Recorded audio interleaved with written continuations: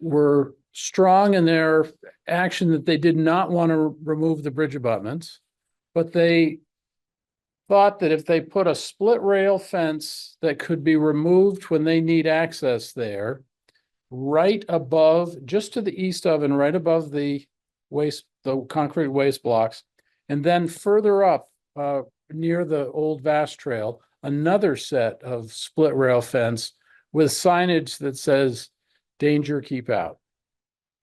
Seemed to the two of us like a good idea. The next item was, and we were just, they know that Brad and I don't have the authority other than to listen and make suggestions. So that's in all of that, even though she's advising me to sign it, I didn't sign it. So secondly, we talked about the continued use of their small equipment, ATVs mostly, on the western Vast Trail over to the Kelly's property. I asked if they would stop using it because it's north of the utility easement, and they said, no, but we'll try to use it less and let the workers know that they'll use it less. And then I said, okay, all right, we're not making great progress, but I said, we gotta hire somebody to go put water bars back in repeatedly. Would you be agreeable to increase the dollar amount from $8,000 that you're gonna pay the town to something higher? And I think I opened my mouth too quickly and said $2,500. And I think as this goes up the chain between us and the select board, we should consider a higher dollar amount. And so whether it's cover routine maintenance, and they didn't want to pay an annual fee. They just want to deal with it when we enter into that the easement signing, when we get to that point, and I trust that we likely will, that it won't be $8,000, it'll be something higher. So we got to think about that. We talked then about the survey that they had prepared. It's a 25-foot right-of-way, which seems to be the right width of a right-of-way for the utility road. It takes out some parking at the bottom. They said in the easement and in the, I think in the easement, they would state in the easement that our parking has preferential treatment over the access, that they're not looking to eliminate any parking. They just want to be able to get around the parking spaces. So, and she said in her letter, she sent a revised easement, but I didn't get that. It didn't come through. So, those were the principal things we talked about. Thank you for doing that. Oh, it was fine. They're good people. So I don't know if we want to have a 2-minute conversation or 1-minute conversation. What's the right dollar amount for ongoing maintenance for 1,000 feet of trail? Is it 2,500? Is it $5,000? Is it? I was just checking to see if what that trail goes through in terms of the recognized sensitive areas before. I didn't look at that. It's quite steep and there's need for water bars. Yeah. But I will, the conversation maybe 3 years ago about water bars, I learned a lot in this committee meeting maybe 3 years ago. Water bars are not ideal for a mountain bike trail. So maybe there is, not only are there water bars because they're going to be ATVs going there, but there's thought about somehow coordinating proper water bars, proper trail in that area for mountain bikes and ATVs. And when I say ATVs, only utility work ATVs. So one thing I would maybe think about doing is installing drainage structures that can withstand ATV use and whatever, if people want to ride bikes up there or whatever.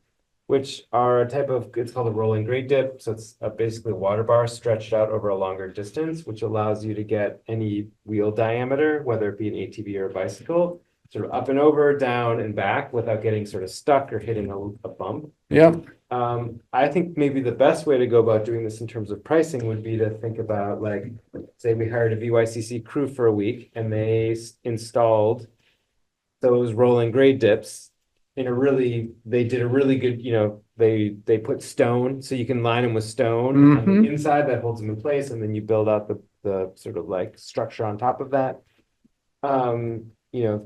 Say we hired a crew, $9,000 for a week of work, you could definitely do it in a week. And then we could sort of maintain them, but an ATV shouldn't destroy them. Unless an ATV drives up there in a huge storm, they're going to be fairly resilient. Where they don't get resilient is where they're really steep and then you kind of get stuck. So you spin some wheels and then you bail out, or stuff like that happens. But there's ways to build them that they can be driven on. Right. So that would put the dollar amount at 10. higher. At So maybe it's say. 10. So maybe it's eight. What they originally offered us for the easement was 8. So maybe it's not 2,500. Maybe it's 10. The nice thing about a 10 is it's like a week of VYCC. Right. And you could say, we're gonna hire VYCC for a week, they're gonna work on this, maybe some other things too, right? Maybe they do Right. some drainage along other parts of where there's access, and that's a very clean number, and we have justification through 1 week of work through VYCC. Everyone supports VYCC, it's hard not to, so it's like, I think it's a win-win there, so that would be my. They were the ones, and they did an awesome job. They put the last water bars in. Yeah, They just were not armored with rock. They Yeah. were earthen. Yeah. So Buried in dirt. Yeah. Yep. So. But you said they'll increase it by 2,500 over the 8,000, so we'd be at 10,500. Am I getting that right? That was my suggestion, Okay. which I was not a great negotiator, honestly.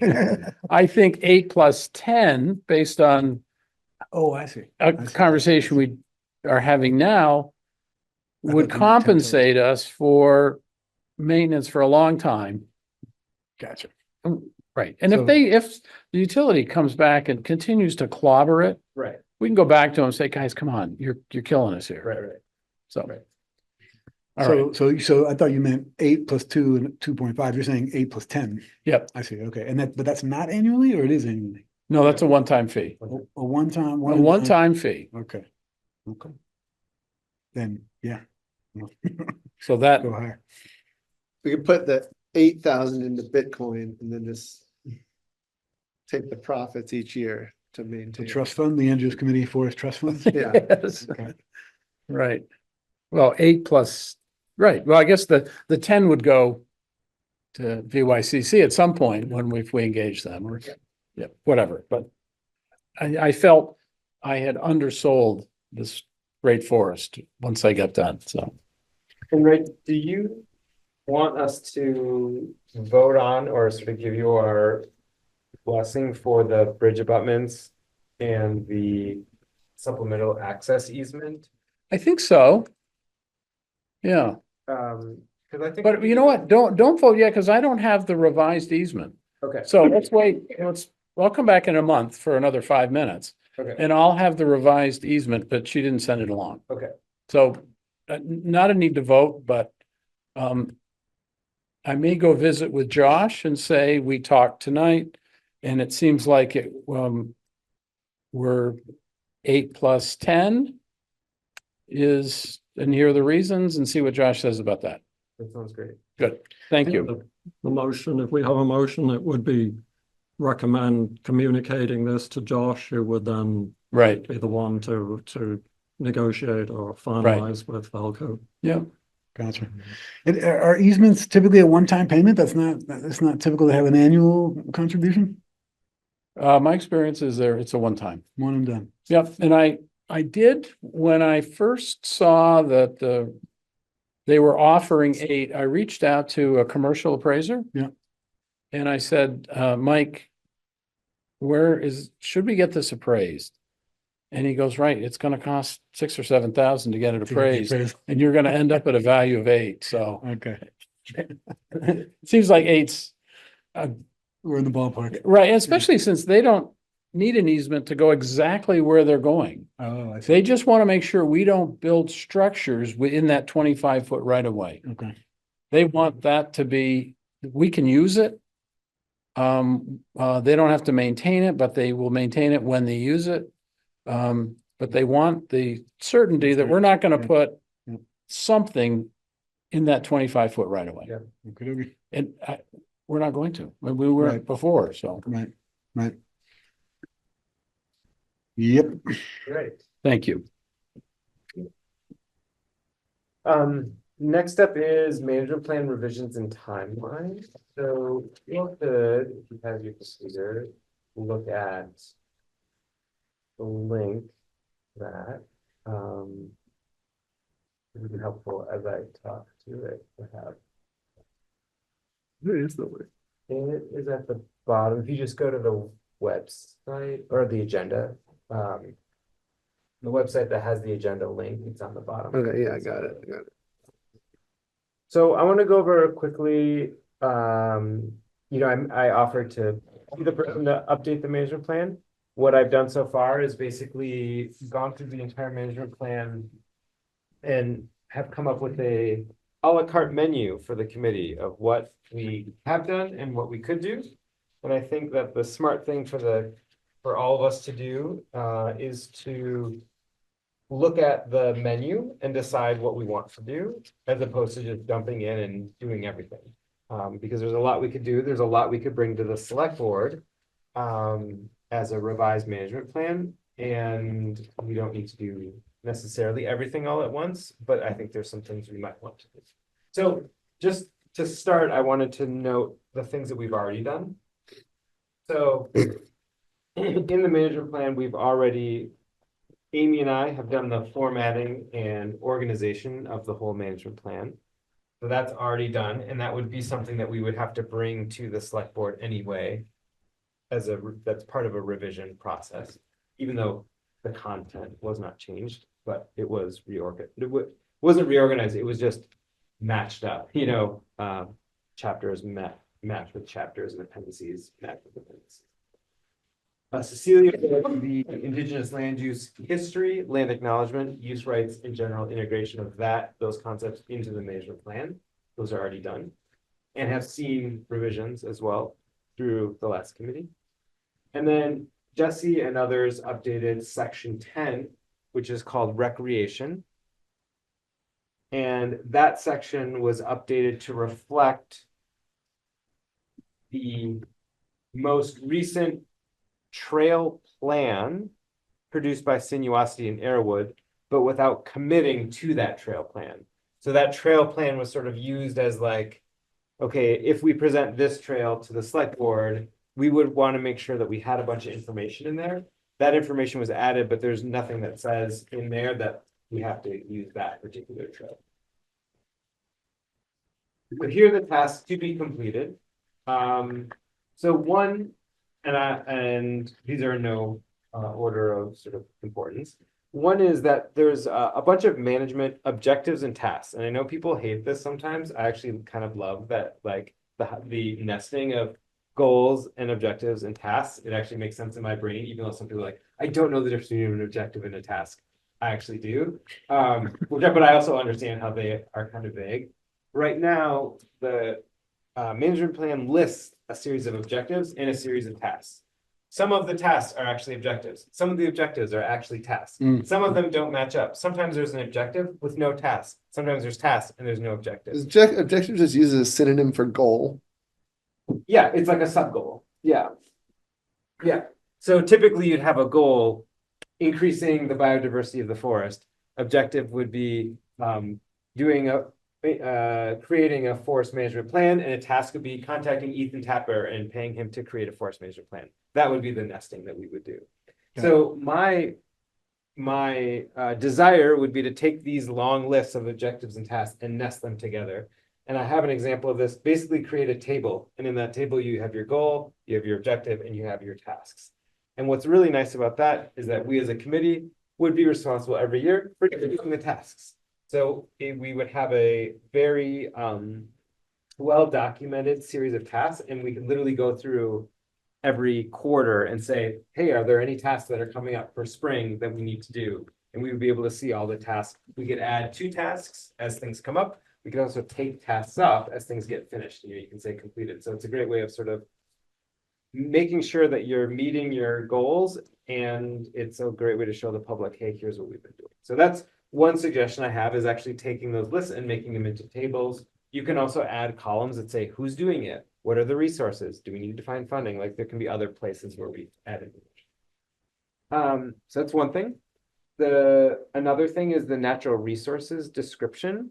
So if you go through the management plan, there's some really great sections that describe natural resources. And this is really common in management plans. So you'll often see like, there'll be a section on wetlands and it'll talk about the wetlands of the area. Then you'll see a section about rivers and it'll talk about the rivers of the area. And you see a section about the forest. And basically it just gives context to like what you're doing. And oftentimes it's like, it's interesting information too. It's like in this forest, we have a really high deer population, and you can talk about stuff like that. A lot of the natural resource sections are specific to the ACF, which is awesome. It says UVM went out, they did this study, they found these plants, so therefore it's in this section.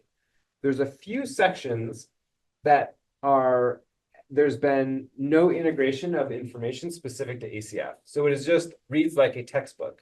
So there's a section on ledges, and it says in ledges are important because of XYZ. Here's what you might find. Ledges anywhere. Yeah, ledges anywhere. But it says nothing about the ACFC or ACF. And my thinking for these sections is that we have a ton of information anyway. There's been UVM studies, there's been all these other studies. I think we would like to take what's in those studies and integrate it into the management plan. So we're saying something about that place, as opposed to just general information about that natural feature. If we don't have that information, we can also put that in. We can say, here's ledges, here's why they're important in Vermont. We need to do more work to understand how the ledge community, is a factor in ACF's ecology. More research pending, right? You just say that, but you don't. So one of the things that's like a little bit my pet peeve is there's a section on ledge that says vertical rock structures can be important habitat for species such as nesting peregrine falcon, common ravens, and small-footed bat. Well, no one has ever found a peregrine falcon nesting in ACF. So it's very misleading to say that. Yeah. Because yes, it is totally true that peregrine falcons nest on cliffs. Right. ACF has cliffs, Right. but A does not equal C. Siberian tigers like caves. Yeah, exactly. We should probably note that. So I would like to move away from I that think. logic. And we have so much good research that I think we can incorporate that. That'd be crazy if all these things were up on that one set of ledges up there, wouldn't it? Quite a ledge. Yeah, it'd be quite a ledge. It'd be quite a ledge, yeah. Would be flying. It would be ledge and dairy. Yeah. Nice one. Oh, good one. So there's also some imprecise or misleading language. I think that there's places where language lacks specificity, and without changing necessarily the content there's an opportunity to make the language much clearer, much more precise. I'm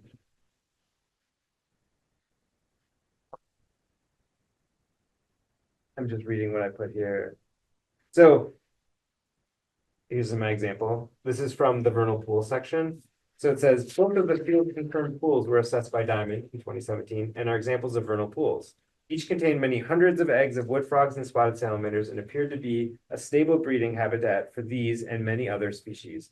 The surrounding forests are in moderately good condition, though the northern pool has some recent timber harvesting in the vicinity. So moderately good condition. We have no idea what that means. We did not have a wetland ecologist come out and assess that. That's one person looking at it and saying, that looks like moderately good condition. We also don't know what recent timber harvesting is because they didn't put the date. So what's recent? If this study was from 2018, maybe recent meant 2010, which is actually quite a long time ago. So there's little things like that where I'm like, all right, people, we need precise language here. Like, if we do care about the actual condition and assessing it, we should get a wetland ecologist out to do that. We shouldn't make our own subjective assessments of that. And also we should put a date on when that timber harvest was and what the northern pool means. I don't know what they mean by northern pool. So there's things that like need adjusting in there that I think it's just hard to know what they're talking about. So those are the two kind of language things. Last things are integrate the trail stewardship ideas. So that's the CMP and the TSP And that's all the documents that a bunch of folks, including past committee members, have worked on. We have that document. It just needs to get integrated into the management plan. So it will be integrating all of that information into the plan.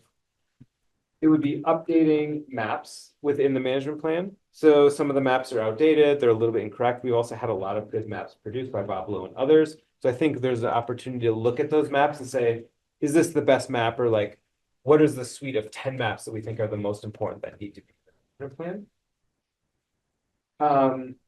Easy one here, integrate the Indigenous history, land use, and land acknowledgement into additional areas of the management plan. So this is something Cecilia's talked about a bunch, where we see areas that harken back to Indigenous land use to integrate that language from sections that she's already written. So it's basically more fully integrating that into the management plan. I think that would be a no-brainer that we could do, or that even Cecilia could do maybe. Integrate the wildlife stewardship plan into the management plan. You'd want to do that. So when that's completed, that either gets integrated throughout the management plan or it is a separate section within the management plan. Integrate the outcomes of the hotspots conversations and any decisions that result from those conversations. So in anticipation of that, I've gone through the whole management plan and I've highlighted areas where I think that the hotspot conversation aligns with that part of the management plan. So it's a little highlight and there's a question mark. And it's like, this is a thing for us to solve. And each goes back to one of the hotspot conversations. So I don't think it's necessarily going to be piecemeal where we're like, okay, we answered that question. Now we can address this in the management plan. But I think it does offer us a chance. Like we could literally, all of us go through the management plan and every highlighted thing we could say like, do we agree here? We could say, yep or nope. And we could check it off our list. And it just goes through all the things. And then the last thing is to integrate the vision statement in the management plan, and that's actually done. We can cross that off the list because we just approved it, and so will go at the beginning. These vision statements, they typically go at the beginning of the management plan, sort of set the tone of it, and then that would just be part of the final version. Bravo. So, oh yeah, Ian, did you have? If you're done. Yes. Actually, I've been thinking a lot about this, and I think I've got really 4 major things on my mind. The first one is question, are we giving up on the idea of a consultant writer that we would identify through an RFP? You know, we talked about that. It's a huge task for a consultant to start at this point. So I think it really raises the question, if we are going to do that, and I believe we still should have an external person look at the whole thing and pay them to do it, we should do as much preparation work as possible before that. So that my view is that for each of these major headings you've identified here, Daniel, we should like assign them to individuals on the committee to do as much as possible prior to sending this out to a consultant. That's the first point. The second point actually is maybe more of a detailed thing, which is linking 2 headings. One is called natural resources descriptions, and then the other one is called integrate wildlife stewardship plan. And as far as I understand it, those 2 are really connected. And Brad in particular is working, I know from comments he's made to me and outside of these meetings, he's working really hard on producing a wildlife stewardship plan, which includes documentation of natural resources that are present. So, you know, that's a piece that is pending, and we hope to see it next month, and may make a substantial impact on this workload, on this planning. The third one is you mentioned that there's a lot of material that has been generated over the last, well, many years. I'm aware of the last 2 years, a lot of written material, like from public input, the public comment phase on the trails plan, then the public comment engagement meeting about a draft management plan, public meetings co-sponsored by the Conservation Commission and this committee. So there's, and also public input via Front Porch Forum and Times Inc., which is, which is written. So there's a lot of material that's can be taken advantage of, and we should make sure it is. Otherwise, we'll sort of be back where we started with public concerns saying, you haven't listened to us. I think actually that's 3 things. I think maybe I miscounted. I should stop there because I know the listeners. Yeah, I asked you a question, Nan. When you're mentioning all of the public comment, you're bringing that up in your points regarding the management plan. Are you suggesting that those all become part of the management plan, or I'm not sure why you're bringing those up right now? In what context are you talking about those? Oh, You just talked about the public yeah. comments, the public meeting, and I don't understand why, in what context are you bringing that up? What is the connection? I think this is a reason why I'm very clear that I'm very firm that we should recruit an external person, because those verbatim reports could be put into an appendix. I mean, they're pretty good. They're thematic summaries. One case done by Nick Navarowski and the other case done by Melissa Levy, but they're long and not terribly organized. So I think it needs an sort of dispassionate viewpoint that would come from an external consultant to be able to look at that material and affirm or not that it's being incorporated into the management. So I'm hearing 2 things. One, you want all of it as written, put as an appendix onto the management plan. And the second, an outside consultant reads it all and integrates it into the management plan. Is that what you're saying? Oh, I'm arguing I mean, it could become an appendix, but we've got an awful lot of appendix material pending. But what would be really helpful would be to have somebody go back to that material and say, what is the content of this public input that should be recognized in the management plan? And so, work through it and integrate it rather than just putting You it say in there verbatim. integrate, what are you envisioning? Please give me an example of what you're envisioning. Let's say take public comment around non-motorized vehicle or motorized bikes. What just as an example, what are you looking for when you say you want an outside consultant to comb through all of the comments and then synthesize it into the management plan? So or even a more basic one, dogs. What are you looking for? I'm just not quite. I hear one thing, you could take all of it and stick it on as an appendix, each report of the comments, but so what are you saying, like if we're talking about dogs should appear, dogs do appear in different places in the management plan. And how we're going to deal with dogs. So comments on dogs, how is that person, what is your vision for that person doing about taking an example of dogs, let's say? Well,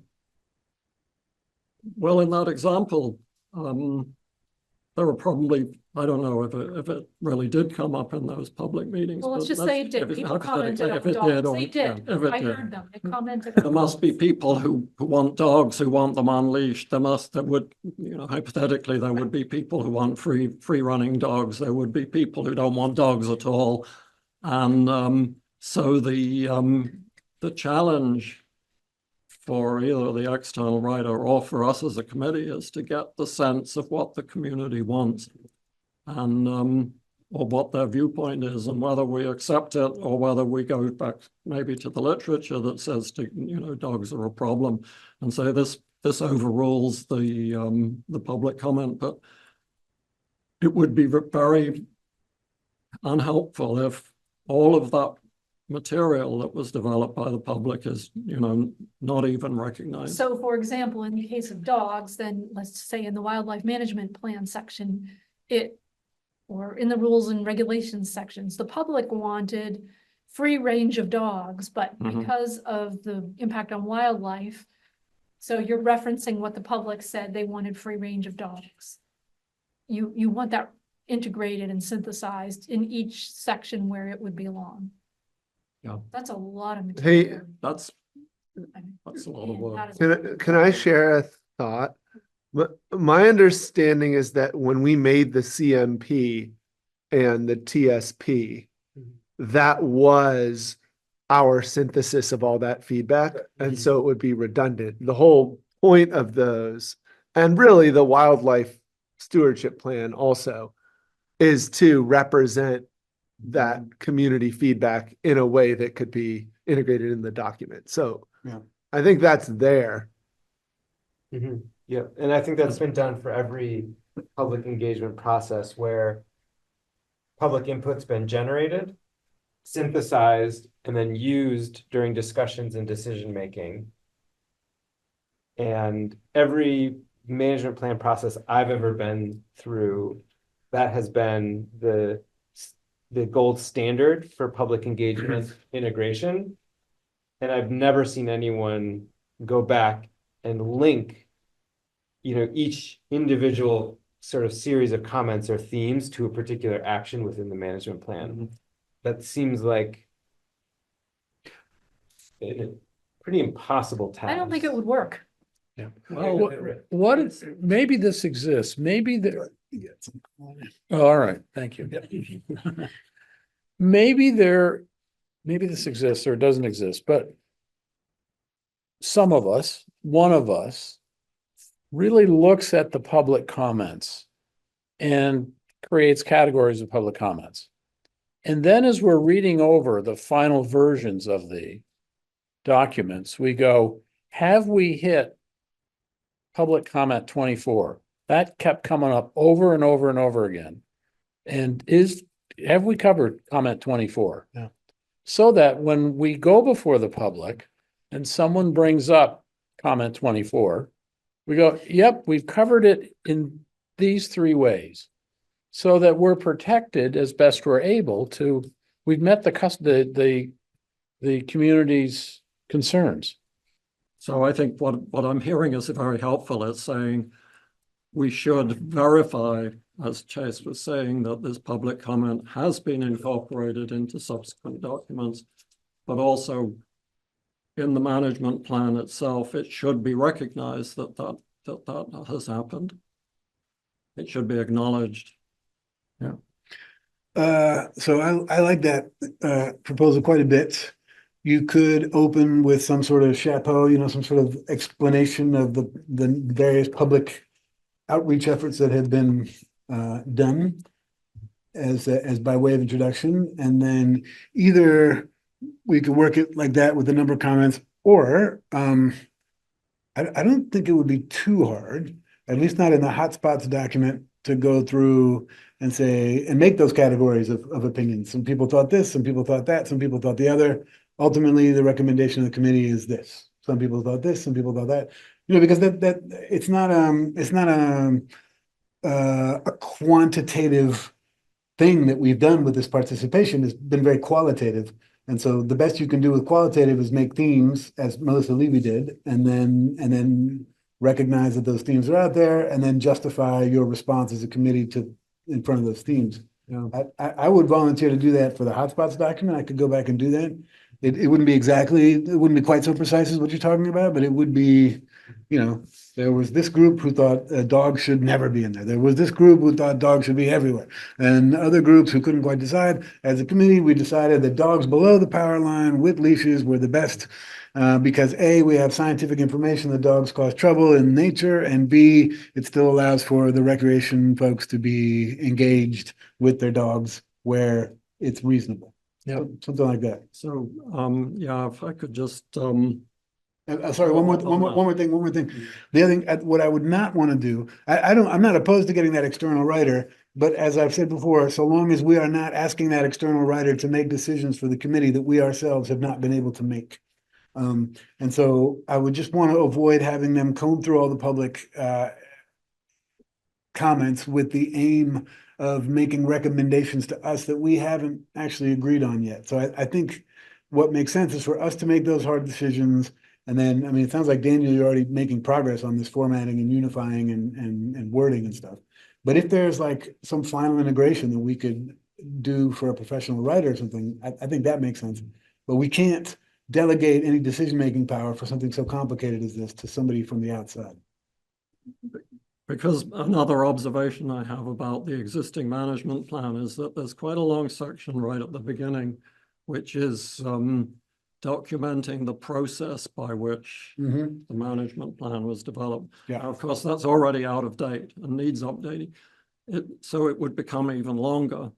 But my observation is that it's not really very helpful because it sort of documents what happened. Oh, we consulted with Vermont Land Trust. Oh, we had a public meeting. Oh, we had another public meeting.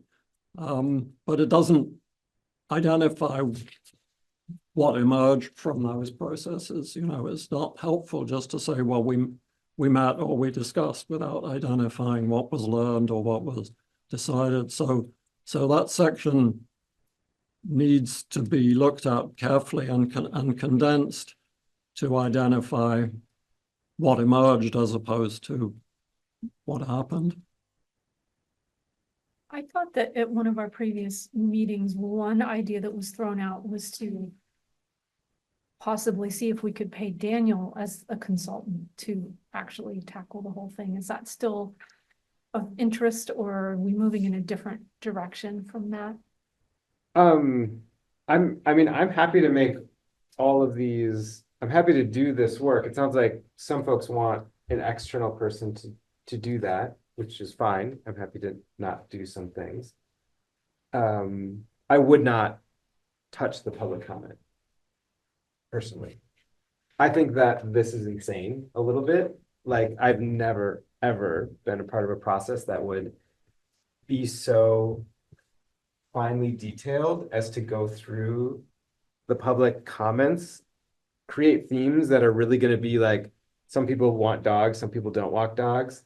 So our theme is going to be dogs. And of course, we've talked about dogs. Like, I think that what we're going to have is a series of 20 themes of things we've talked about ad nauseum that we're just going to say, hey, did we talk about trails? Because people want to hear about trails. Yep, we talked about trails. I think it would be a lot of work for very little return. I also am a little bit worried that we're getting so deep into this like rabbit hole that we're sort of missing, we're missing like the forest. What is it? Missing the trees through the forest, missing the forest through the trees. Like we need to get to the forest, but we're just staring at leaves right now. And I think I feel good about sort of this process in terms of how my standard as a professional in this realm of how one goes about creating a management plan. This is it. I think whatever we choose to do be above and beyond that, that's great, but know that we're a limited resource committee. So whatever we choose to do beyond that are resources we take away from doing elsewhere. And that's okay. We can choose to put our resources in one place and not the other, but know that we have finite resources.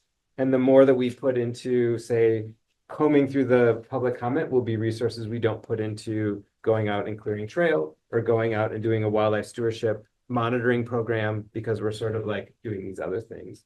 And that's why I think even in this list, this sort of a la carte menu, I don't think we should do all of it. Because I think if we did all of it, it's a lot of work. Gotcha.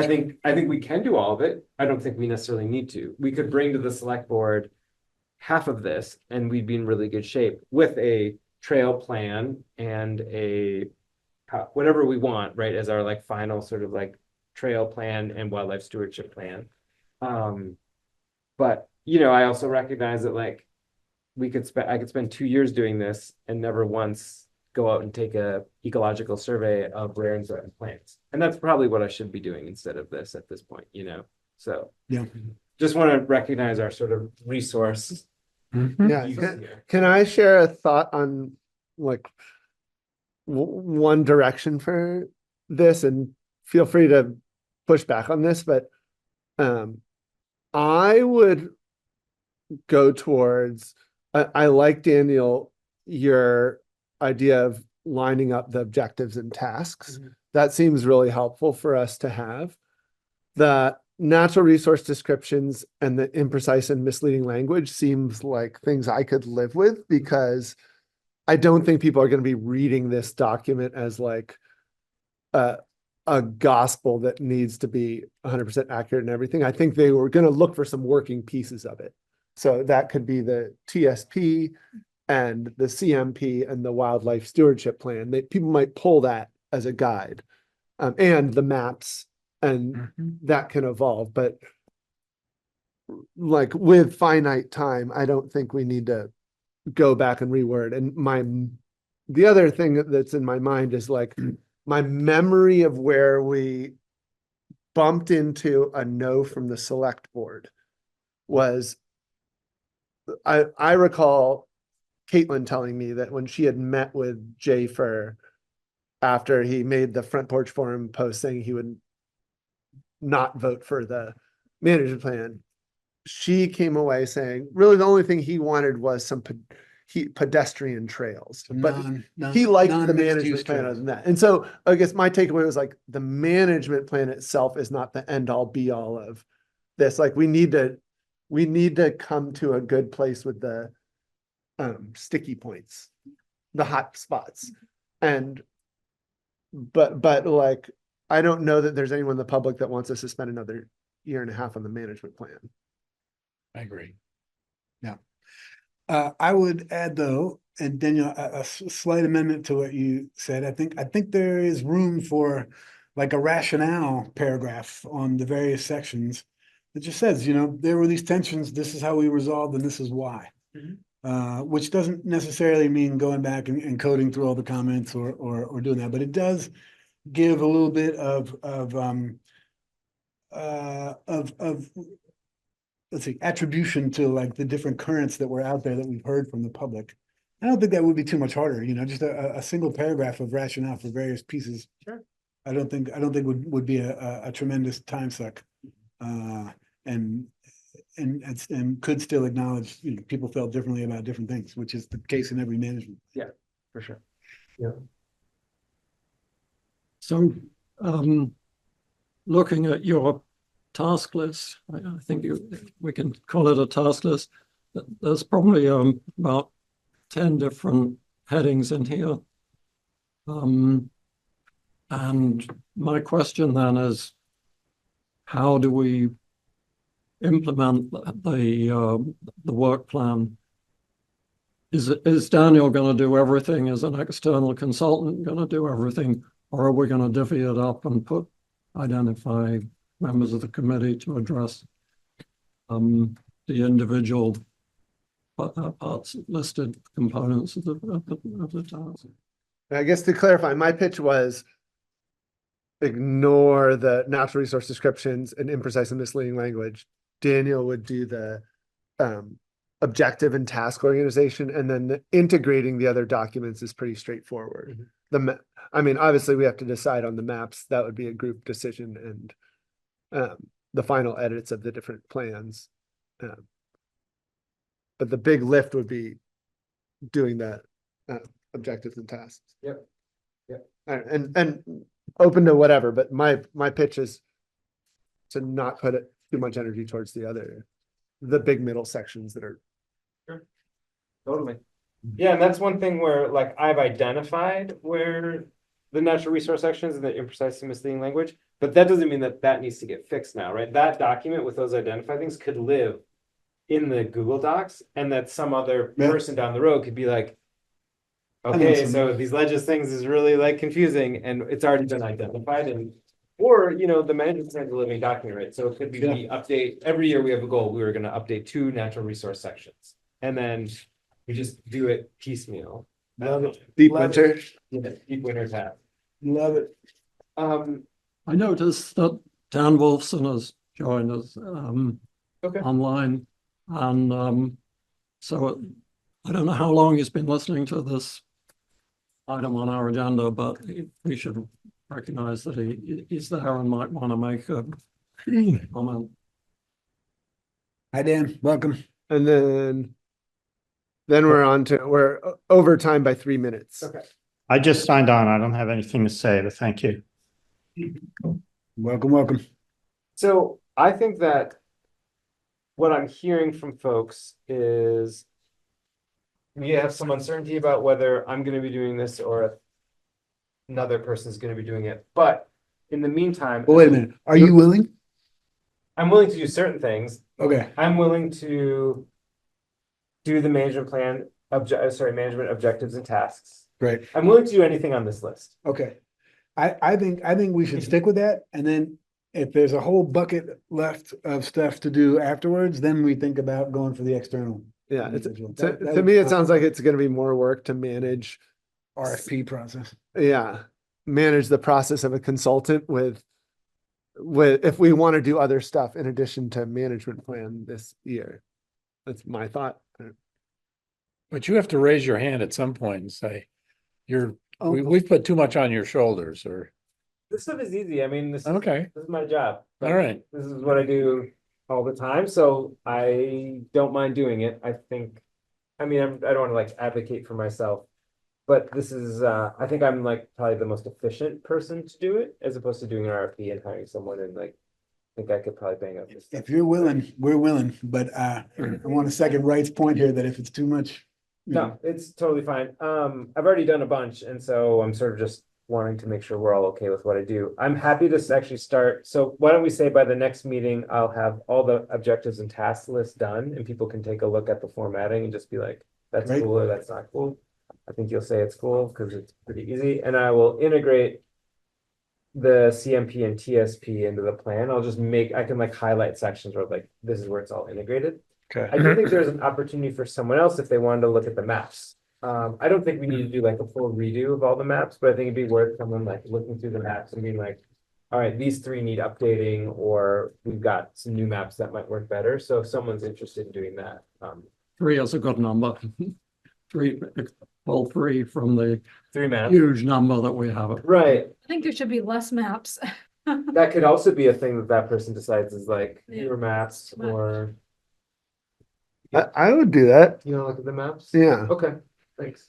It'd be a little hard to do a final version of the maps until we have some idea of what the trail plan is going to be. Totally. But it could be like looking at the maps that are in there now and being like, this one's clearly outdated, like it needs, you know, and we either replace it with something different or we have an updated map. Okay. All right, Daniel. So I have you down for bringing us goals, objectives, and tasks for next time.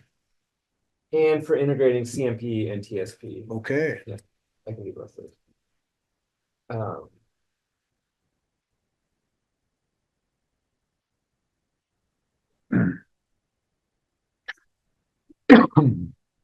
The maps are, you know, mostly in the appendix. I forget which one it is has maps, but the maps are not in the management plan, they're an appendix, and they're sort of random circuit, and they're referenced in the main. Okay, that's it. Thank you all. Now, I gotta say, if you're about to move on, I gotta say this has been a really good discussion, and I've always been concerned about the sort of a log jam that we've been trying to deal with in the process of the management plan. So Daniel's list here and his offers of help have been really, really helpful, productive in moving us forward. So Thanks. Chase, I'd be happy to bounce map ideas with you. That'd be great. All right, so we're a little bit behind, but that's so discussion. So recently,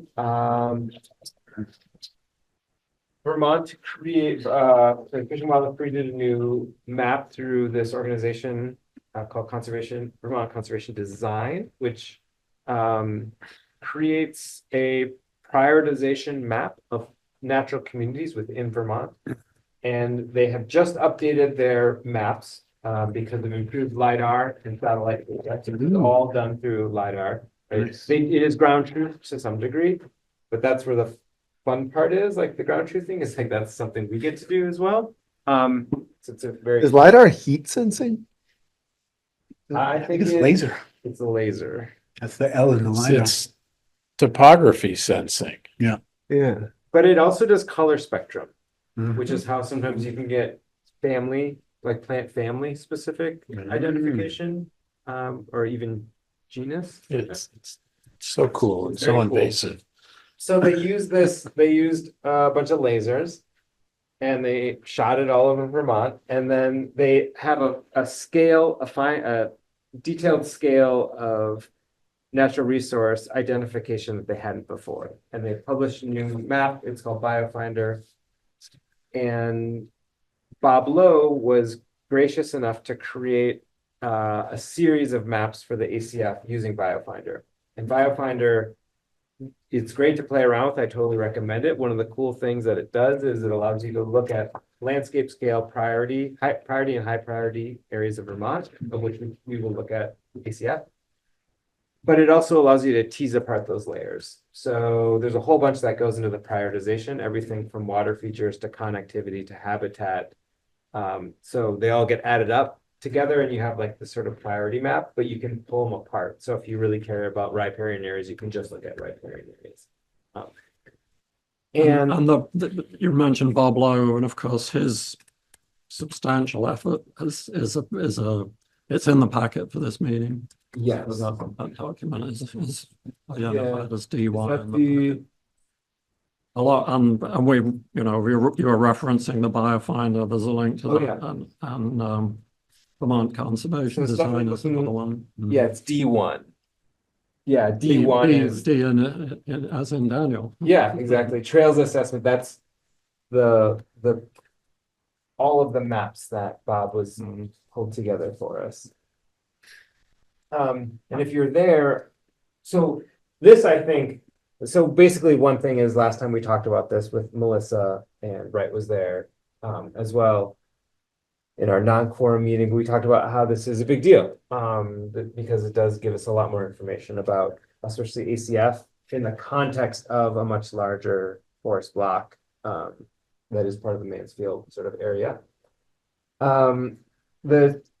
I think this will lead really nicely into the hotspots conversation. Mhm. And so I think we can just kind of look at some of these things and then I think just let it sit unless people have comments, but I think it does present some interesting information. So I would invite folks to look at figure 1314. If you're on that doc.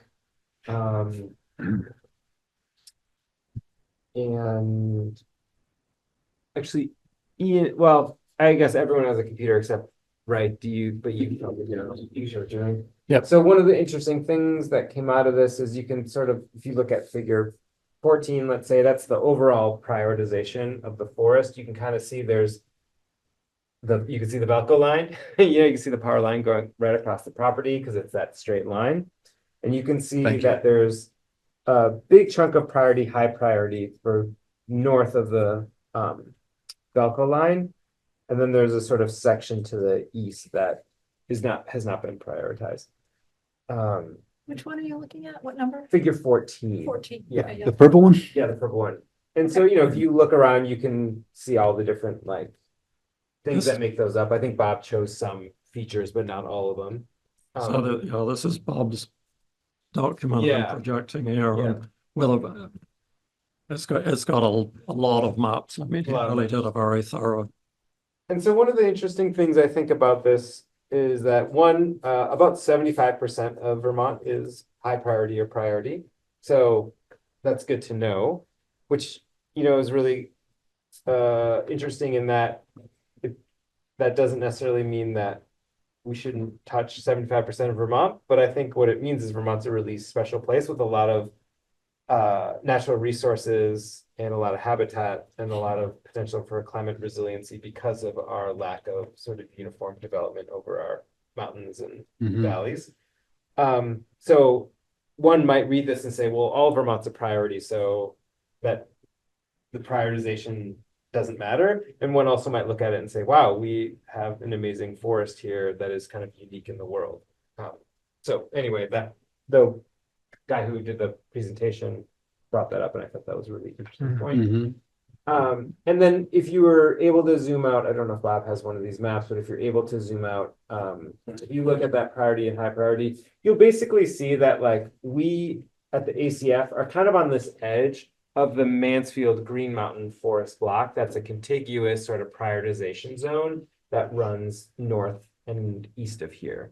And so when you get into places like further west in Chittenden County, when you get into places down in Addison County, there's the way that development is, there's lots of less sort of prioritization areas. And so a big part of the priority here is around that connectivity piece of the fact that like we have this sort of contiguous forest.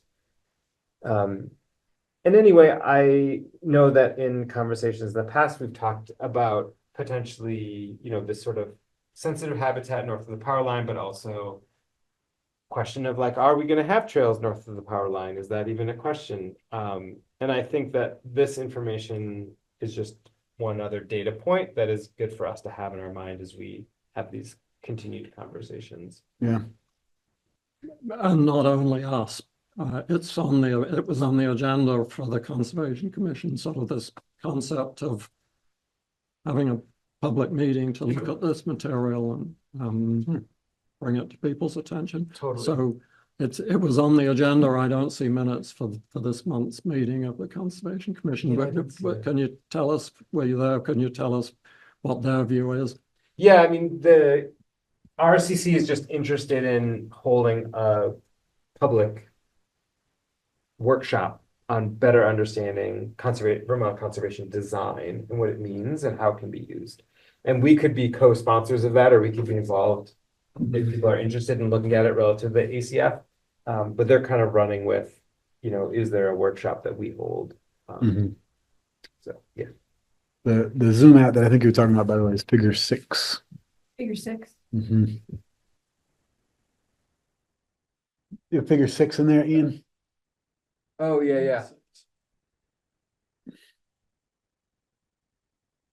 And this might be, that might be the old conservation design. Okay. map. Because see how it has the whole ACF as a uniform block? Yeah.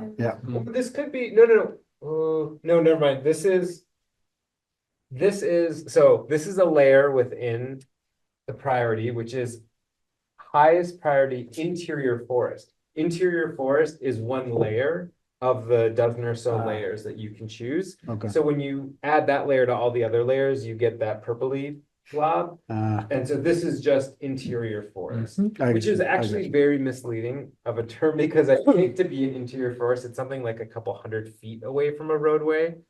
So interior forest block is actually just sort of like forest away from any sort of developed land. Gotcha. Which is important. It's just when I hear interior forest block, I think about like somewhere Right. miles away from. Deep in Quebec. Yeah. Yeah. Yeah. So maybe Julian, could I turn it over to you for the hotspots conversation, unless folks have questions about this? Yeah, absolutely. So we met at Melissa's house a couple of weeks ago. I don't know if you guys talked about this last week or not. I didn't actually, or not last week, whenever that was, last month. So the document that we shared with everybody, we went through, listed some pros and cons on each of the hotspots, got to the trail plan, and spent the rest of our time talking about the trail plan.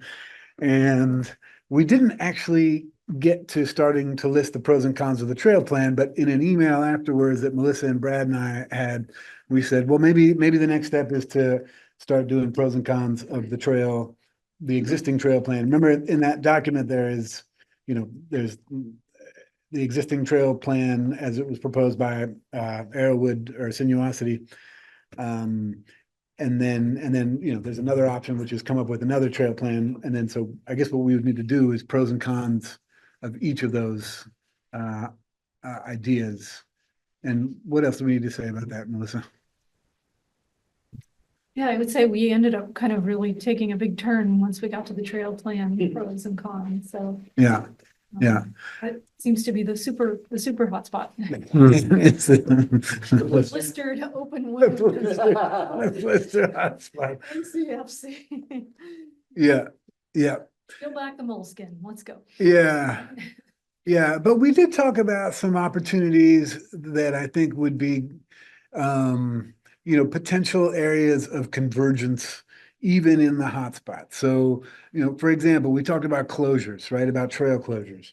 And maybe, so the concerns, of course, of people who are least enthusiastic about the trail proposal from Sinuosity are most concerned about impact on animal and wildlife, peace and quiet out in the woods, and having to spend energy budgets at inopportune times of the year when they need them for storing up for the winter or recovering from the winter in early to mid-spring. So one of the things we talked about was okay, well, if that is a concern, then maybe what we need to do is give the animals a rest, and we shut the trail down for half the year, and then it's from November through May.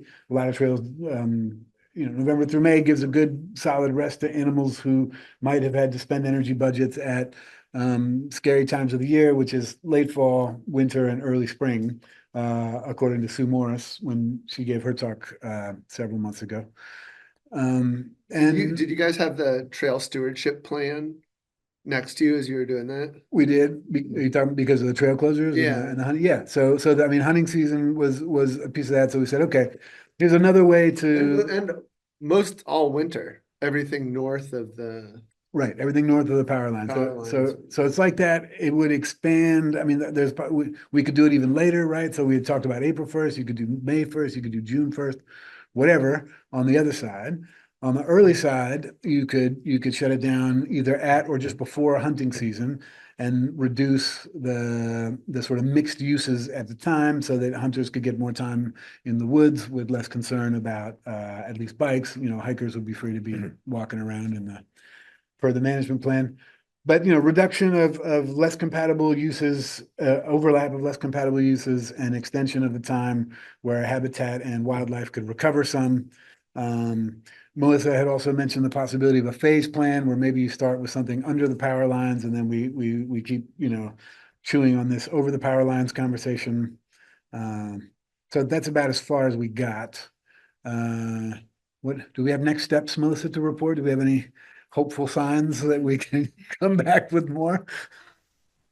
Yeah, I think that pretty well covers it. But Brad had a lot to say, and so I wish he was here to sort of summarize his thoughts. But I think that pretty well covers Yeah.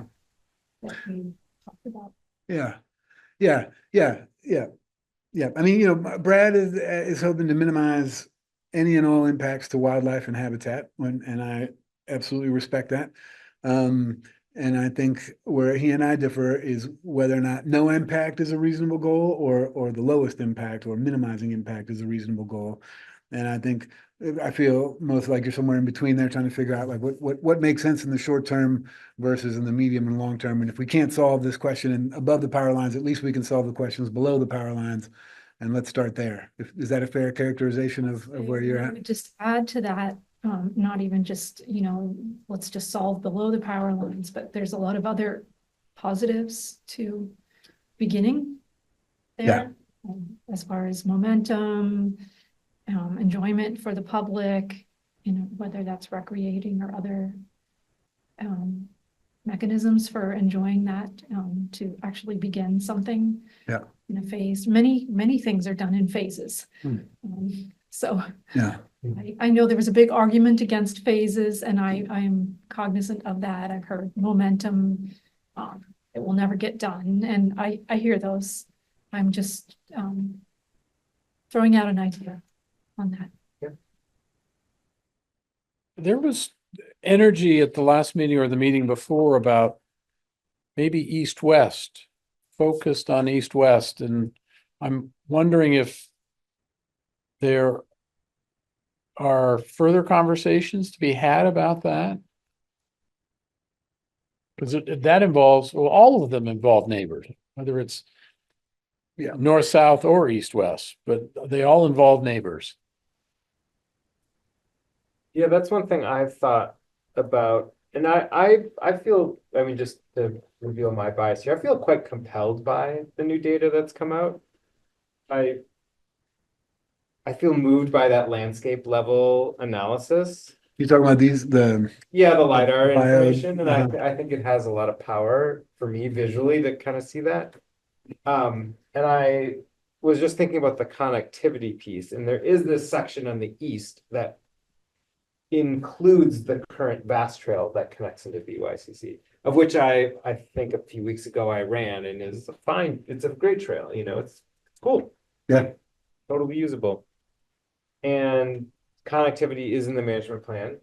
And I think that there's the possibility for rehabbing the Vast Trail and going through that sort of non-priority area, connecting into VYCC, and having that be a way of addressing connectivity in a cool east-west way, in a way that I think would sort of minimize impact. And so I think we've kind of put that aside because we've said like, oh, that trail needs work, but it does actually check a number of boxes of things that we want. And so we're kind of talking about that, like east-west versus north-south. So what would that mean then? If we did something like that, we'd need a new trail proposal? Like what were the steps to making that happen? Is if we said, okay, we're gonna start again, what we need to do? Well, yeah, and this is where even if we don't start again, even if we literally grabbed the Arrowitz sinuosity map, we still have a bunch of hurdles through zoning that we didn't have when we put that together. So part of it would be, you know, say we had a new trail outlay, we would create that. We would need to, and we talked about this a little bit, like we would need to bring it to zoning and we would need to get select board approval, and that a process would be kind of weird because like we wouldn't want to bring something to zoning and get it approved and then bring it to the select board only to have them turn it down. At the same time, if we bring it to the select board and they say, okay, then we bring it to zoning, they make us change it, then do we have to bring it back to the select board? So there is a little bit of like, but I think the select board, you could talk to them early and just say, hey, this is what's coming down the pipeline. yeah, Are we in the right direction? yeah, I that's think true. that, I was just gonna say the same thing. I think They're not we'll probably looking get an informal sort of opinion about. Shock us. Yeah, yeah. So Beheaded. we call it the Vast Trail, or we call it the former Vast Trail, and I think my understanding is it's not a vast trail.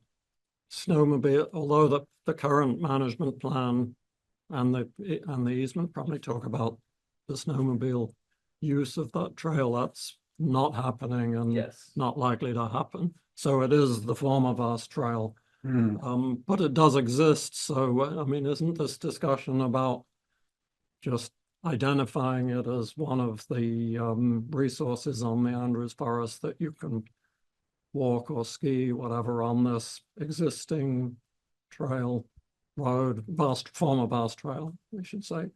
And really so the question is whether we want to adopt it as something that we'll maintain and you know, identify as a trail, not as a former Vast Trail, but really as a trail that people can use for recreational use and connect to VYCC, potentially connect to Valley View.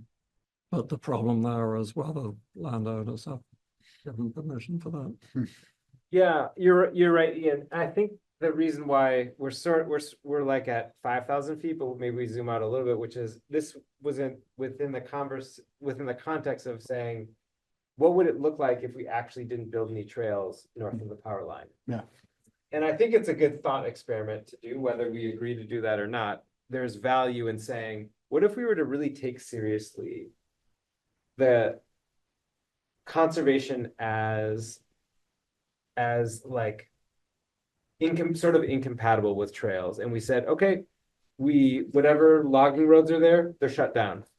People do not go up there. I mean, we obviously can't enforce it. We haven't, but we would close the trails. We would have no trails, and we would build out a robust trail system down low, below the power line. So we try to meet the needs of folks who want a paved path in the green. You know, there'd be an accessible trail. There would be trails that school groups could use. There would be lots of trail infrastructure down there. And we would check off the connectivity box by maintaining the VAS that goes through the little eastern section that goes to VYCC. What would that look like? I think is a question that I know, I don't think I think Brad would agree, like he's been advocating for a version of that. And so I think we can think about that. We've always talked about connectivity to SIPA Sunshine, but there is to VYCC as well. That is another connectivity piece.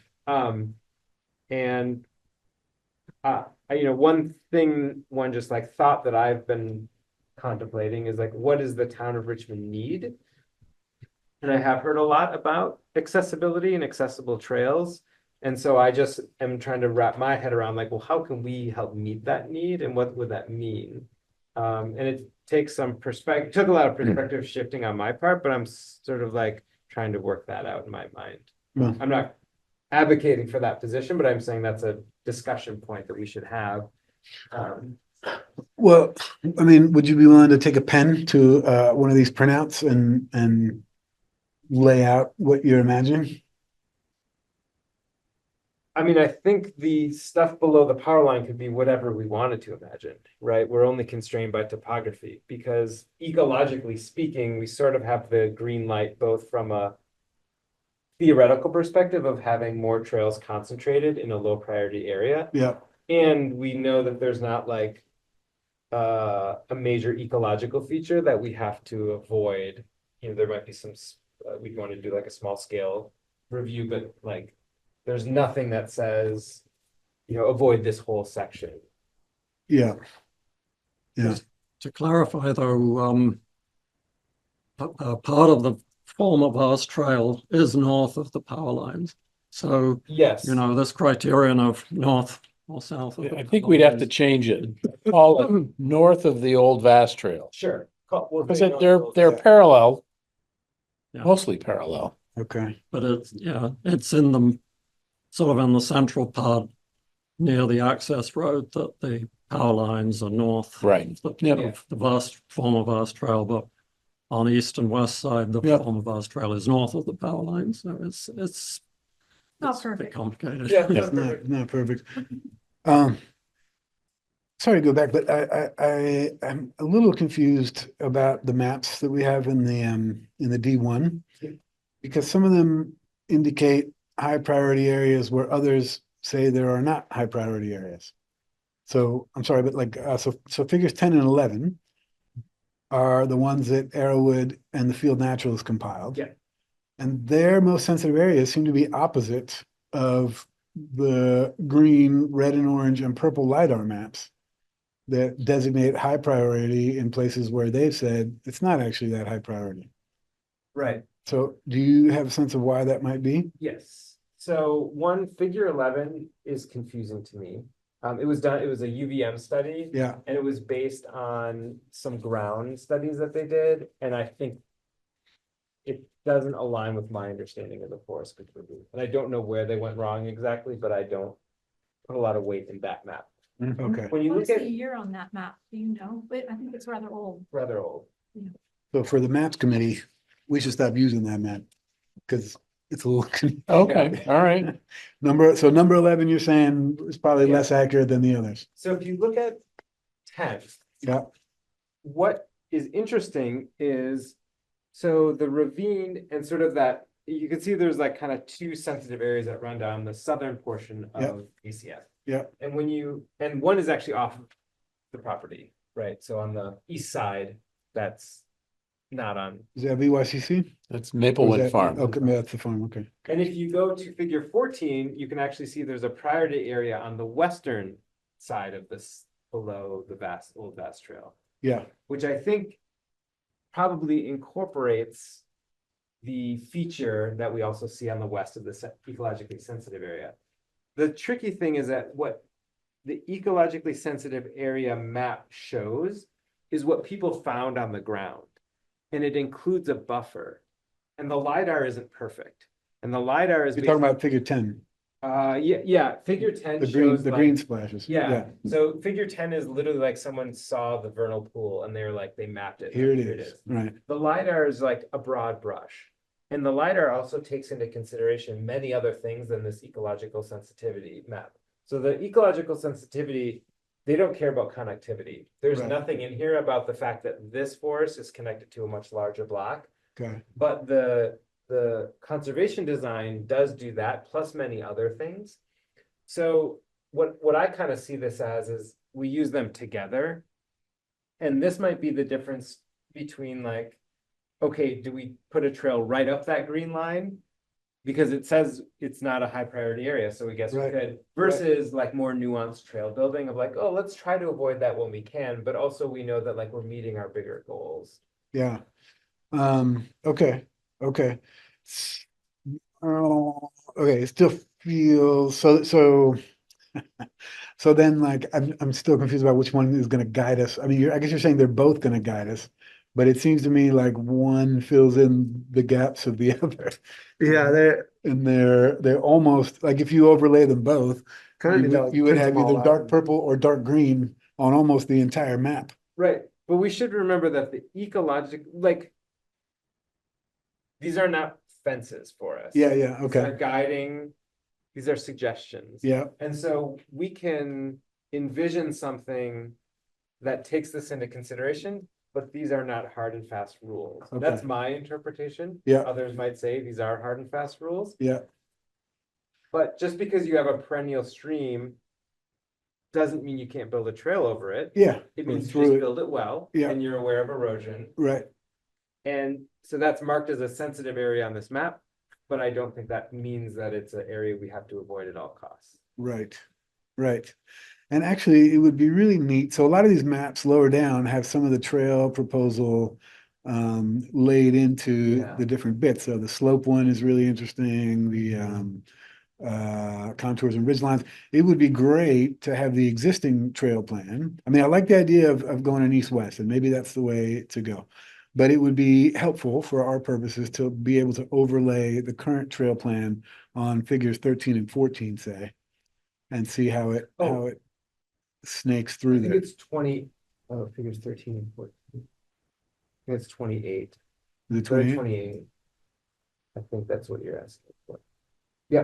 28, well, yeah, I mean, 28 has the trail plan. That's 21. Oh, I'm looking at page. Oh, yeah, 28. sorry, I see, I see. figure, yeah, where it Yeah, says yeah, figure. yeah. Go to There it is, 28. I got you. Thank you. Yeah, I see. Now time check where over time. Or over time, Okay, that's okay, all right, because okay. this is our last thing. Okay. Okay, no, that's all I wanted to see. That's great. Thank you for pointing that out. Okay, and just remind me, highest priority, highest priority is in terms of connectivity? No, Or the dozen layers that are it's in the there? dozen, it's all the layers added up together. Okay, all right. So there's a dozen layers in there that have habitat, forest, ground cover, water, wildlife, connectivity. I don't know what the 12 are. We could probably look them up on the BioFinder, but I could find them. Yeah, And it would tell you what they are. And highest priority means those 12 are here. no, what it means is that when you add all those layers up, that it meets some standard, right? Some quantifiable standard for priority or highest priority. It doesn't mean necessarily all 12 are there, but Gotcha. it means that like maybe, Cumulative score. yeah, it's like a cumulative quantitative. Which is interesting because it could be like the score is really weighted by one thing, but not another. I mean, they all are. I think we need to go to this workshop. Yeah, we totally do. Well, you So already, that would be a great map. Number 28, Figure 28, yeah. if it also included, and maybe it does in its larger scale, if it had elevation. Right, which is a different one, which is, you mean like the slope? Yeah, the slope, There's a Right. slope This where one- there's- that's 30 or more. This one's 20 or more. right. Yeah. Yeah, so maybe 20, somehow 23 and 28. 24 is slope, 30 degrees or more. Yeah, 23 is 20 degrees. Right, It's so weird because like looking at the two upper trails, not the spur up to the Jericho trails, but that upper loop, it looks like on all the individual maps, the left one is intersecting sensitive things. Right, But then on the habitat priorities one, it looks like the right one is in it.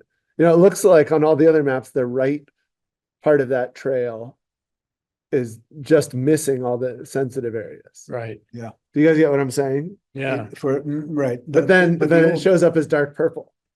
Right, on the old map, it's dodging those things. On the new map, it cuts through the left side of the dark Right. purple. And we should remember, like, one is the sensitive areas and one is resources, right? So like the prioritization is not around what not to touch. It's about what resources are there and ranking that, versus the sensitive areas are things that you avoid because they're sensitive. Does that make sense? Yeah, yeah. So okay, we're looking. And the like targeted natural communities that Except- are, I mean, it's not that they're sensitive, they're just less common. 26. Yep. Yep, 26 that's uncommon. okay. But Daniel, you're saying that the field naturalist map is not something we need to be, I would not worry about it. okay. It's All right. confusing. that's the coolest looking one though. It is the coolest looking one. There's no question that is the coolest looking Yeah. one. Right, But I think they got some things wrong. Yeah, I mean, it's actually like completely opposite of the high. I know, it's, Okay. All right, yeah, we spent a lot of time on that. But as we always do when we finally talk about trails and maps, right? right, right, It's Yep. this is where the time goes in this committee. And now I gotta make some notes about what we just talked about. so if you did have a phased approach, you know, there are ways to do that as well based on this, but I'm not advocating for this particular plan. I think it's just whatever we propose, this information from conservation design will be brought up as a thing that is hard data that can be used to critique or to celebrate whatever trail plan we design. So we should be well versed in it and think through how the community will see our trail in context. yep, I think that the east-west trail idea has merit to probe further, find out, look at that a little more deeply at another meeting. I would like to continue conversation around that. yep.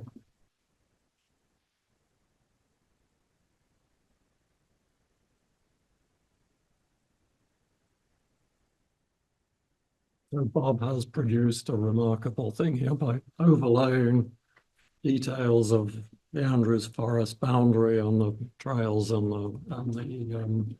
the perennial streams and the other streams. I mean, this is a lot of work and Really, quite challenging. You know, he's got a skill, a map making skill that's actually really valuable to producing these Yeah. maps. Yeah, Yeah, because you can get, so when you go to BioFinder, you will be able to see the ACF property boundary, because there's a parcel layer, but Bob had to import the trail overlay, like you wouldn't be able to see the Yeah. proposed trails on there, you just see the property. And on that BioFinder, I presume you can click through different layers. You can Yeah. click on and off the layers. Yeah, there's like a drop down of each category, and then Yeah. so you can highlight different features, whatever you want. That's very cool. Very cool.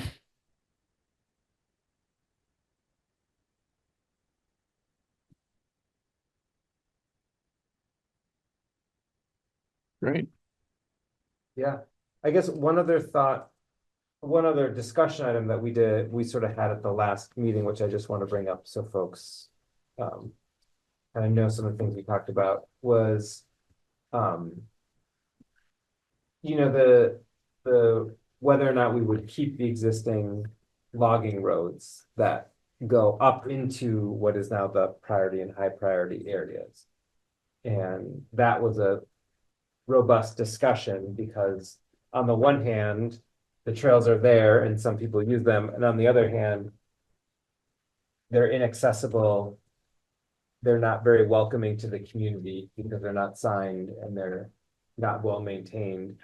And they do the exact thing that we said we wanted to minimize, which is having trails in sensitive areas or high priority areas. So that discussion can live to see another day, but that's something to think about too, because we have trails up there that go into these areas, and so we have to figure out what to do with them. But of course, the easement and everything else allows for dispersed pedestrian access. So you can't really stop people going on those trails. The question, I think, for this committee is whether we identify them, put them on a map. One as a first step, and then secondarily, do we do any kind of maintenance or working on those trails to keep them accessible and maybe even do work clearing brush and or doing drainage, work, those kinds of things that would facilitate their use, or do we just let them be and we can't prevent people using them if they're there, but we can.